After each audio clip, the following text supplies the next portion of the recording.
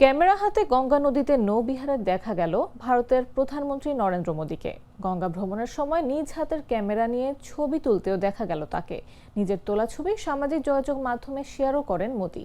পশ্চিমবঙ্গে প্রথম দফা নির্বাচন শেষ হলেও এখনও দ্বিতীয় দফা নির্বাচন বাকি। বুধবার দ্বিতীয় দফায় নির্বাচন।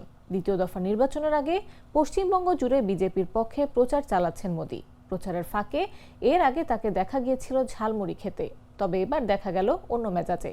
শুক্রবার সকালে কলকাতার গঙ্গা ঘাটে যান তিনি। সেখানে একটি নৌকায় বেশ কিছুক্ষণ নদীতে ভ্রমণ করেন। সেই সময় প্রধানমন্ত্রী হাতে থাকা ক্যামেরায় ফ্রেমবন্দি করেন দ্বিতীয় হুগলি সেতু ও নদীর দর্শনীয় মুহূর্তগুলো। যে নৌকায় করে গঙ্গা নদীর বুকে ভ্রমণ করেছেন প্রধানমন্ত্রী, সেই নৌকার মাঝিকে 500 রুপি দেন তিনি। না, আমার কাছে কোনো বলে কিছু জানি আমরা কিছু জানি না। হঠাৎ আসলো, আমার বোর্ডে উঠলো, বোর্ডে উঠে বলছে তোমার নাম কি, নামটাই জিজ্ঞাসা করলো, নামটাই বললাম, আমার সাথে আর কোনো কথা হয়নি। প্রধানমন্ত্রী হঠাৎ নৌকা উঠলো, আমার ভালো লাগলো যে নৌকা বললো যে আমাকে বলছে তুমি চলো গঙ্গার মাঝখানে, আমাকে ইশারাই দিয়ে বলছে। বোর্ডে উঠে তারপরে বাইরে যে ঘুরলাম, ঘোরার পরে উনি ওনার নিজের ক্যামেরা দিয়ে ফটো তুললো।